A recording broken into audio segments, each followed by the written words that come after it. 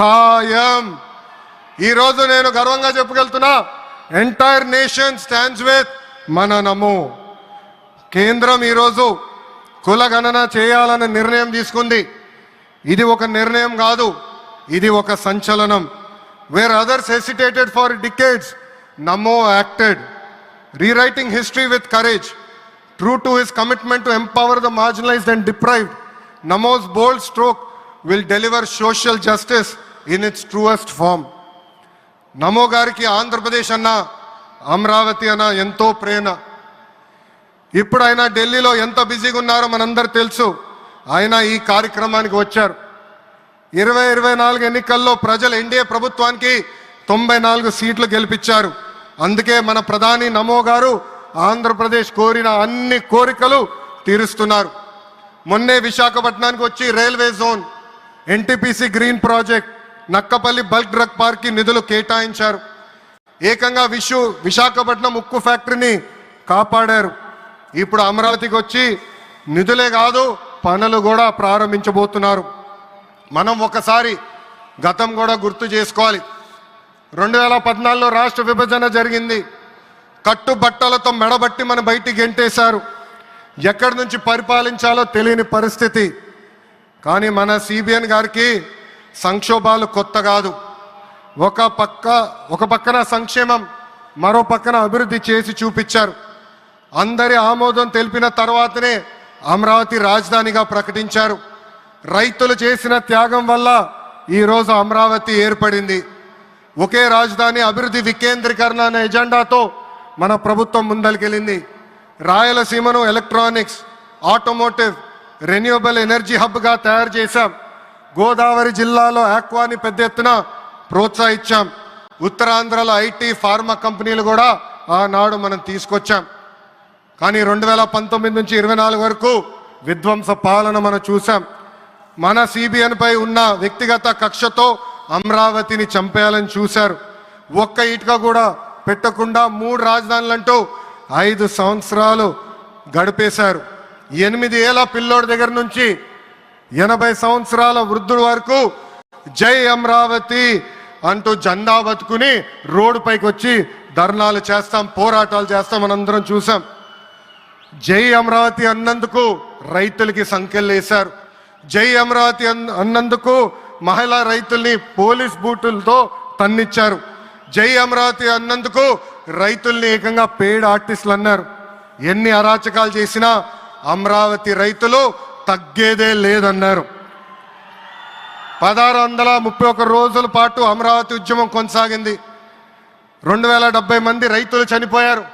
సుమారుగా 3000 మంది రైతుల పైన ఆనాటి ప్రభుత్వం దొంగ కేసులు పెట్టింది. ఎన్ని కుట్రలు చేసినా జై అమరావతి అన్న నినాదం ఆపలేకపోయారు.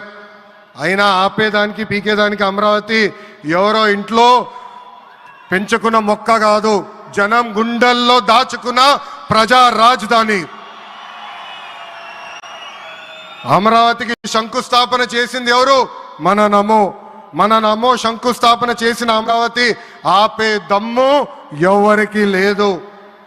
1631 రోజుల పాటు పోరాడి అమరావతిని నిలబెట్టిన రైతులకి నేను ఈరోజు శిరస్సు వంచి నమస్కరిస్తున్నాను.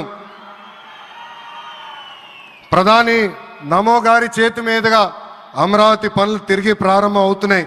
ఇంకా అమరావతి అన్స్టాపబుల్. అభివృద్ధి వికేంద్రీకరణ అంతే స్పీడ్గా జరిగిపోతుంది. Polavaram, Visakha steel plant, Bhogapuram airport, Prakasam జిల్లాలో CBG plant, Kurnool high court bench, ఇలా అన్ని కార్యక్రమాలు జెట్ స్పీడ్తో జరుగుతాయి. ప్రజాప్రభుత్వం ఏర్పడిన 10 నెలల్లోనే 8 లక్షల కోట్ల పెట్టుబడితో వాటి ద్వారా 5 లక్షల మందికి ఉద్యోగాల అవకాశాలు కల్పించడానికి అనేక నిర్ణయాలు మేము తీసుకున్నాం, ఒప్పందాలు కుదిరించుకున్నాం. అంతేకాదు 16,347 పోస్టులతో మెగా డిఎస్సి నోటిఫికేషన్ కూడా ఇచ్చాం.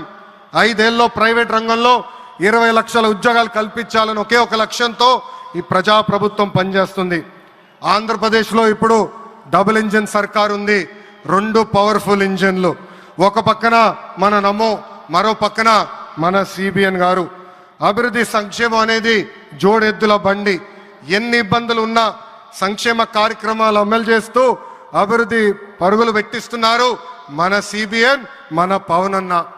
ఇంకా మనకి తిరిగే లేదు. ఇది తెలుపుకుంటూ గౌరవ ముఖ్యమంత్రి గారు ఎప్పుడూ మన పైన ప్రేమ చూపిస్తూనే ఉన్నారు. మనం అడిగిన అన్ని కోరికలు తీర్చుకుంటూనే వస్తున్నారు.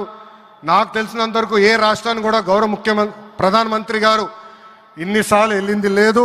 దానికి నేను హృదయపూర్వక ధన్యవాదాలు తెలుపుకుంటూ జై అమరావతి, జై అమరావతి, జై అమరావతి, జై ఆంధ్రప్రదేశ్, జై ఆంధ్రప్రదేశ్, జై ఆంధ్రప్రదేశ్.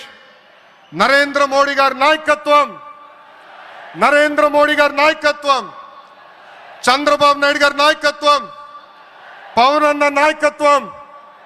జై హింద్. అద్భుతం. ఒక ఉత్తేజపూర్వకమైనటువంటి ప్రసంగాన్ని అందించారు శ్రీ లోకేష్ గారు. ధన్యవాదాలు.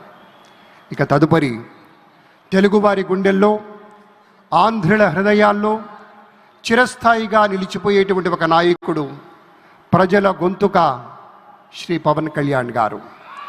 వారిలో ఉండేటువంటి స్ఫూర్తి, ప్రజల పట్ల ఉండేటువంటి భక్తి, సమాజంలో మార్పు తేవాలన్న తపన అమోఘం, అద్వితీయం. అటు సమాజంలో ఒక పవర్ఫుల్ లీడర్, వారి యొక్క సందేశాన్ని విందాం.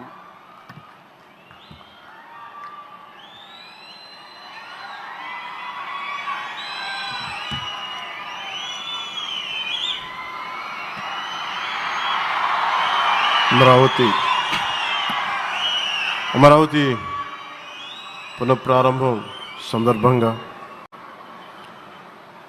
34,000 ఎకరాలు ఇచ్చి 29,000 పైచిలకు రైతులు గత 5 సంవత్సరాలుగా నలిగిపోయి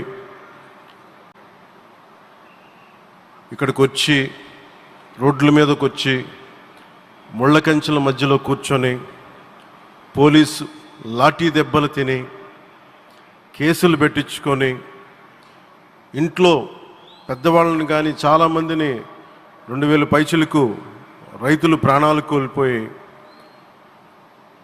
మీరు నలిగి బాధపడి మీ కన్నీళ్ళు తుడిచే వాళ్ళు ఉన్నారా ఆ రోజునని చాలాసార్లు మహిళా రైతులు నన్ను అడిగారు. ఇది గౌరవ ప్రధానమంత్రి శ్రీ నరేంద్ర మోదీ గారికి తెలుస్తుందా అని ఒకసారికి 5 సంవత్సరాల క్రితం మీరు అడిగారు. నేను ఆ రోజు ఆయనకి తెలియకుండా ఏది ఉండదు, అమరావతి శాశ్వత రాజధానిగా ఉంటుందని ఆ రోజు మేమందరం కలిపి మాట ఇచ్చాం. ఆ ఇచ్చిన మాట ప్రకారం ఈ రోజున గౌరవ ప్రధానమంత్రి గారి చేతుల మీదుగా మళ్ళీ ఇంకొకసారి పునఃప్రారంభం జరగబోతుంది. ఇది ఆది శంకరాచార్య 1237వ జయంతి సందర్భంగా తిరిగి అమరావతి పునఃప్రారంభం కావటం చాలా ఆనందాన్ని కలగజేస్తుంది. మనందరం 5 కోట్ల మంది ప్రజలకి సంబంధించి ఇది ఒక హబ్, ఇది సెంటర్, నర్వ్ సెంటర్. ఇది అంటే మనందరికీ సంబంధించిన ఇల్లు. ఇది మనందరం ఎవరిని అడుగుతున్నామంటే, ఒక ప్రధానమంత్రి గారు పూర్వం సన్యాసాశ్రమంలో ఉన్నప్పుడు ఆయనకి అనికేత్ అనే పేరు పెట్టారు. అనికేత్ అంటే అర్థం పరమశివుడు, ఇల్లు లేనివాడని. అలాంటి ఇల్లు లేనివాడు, కుటుంబం లేనివాడు,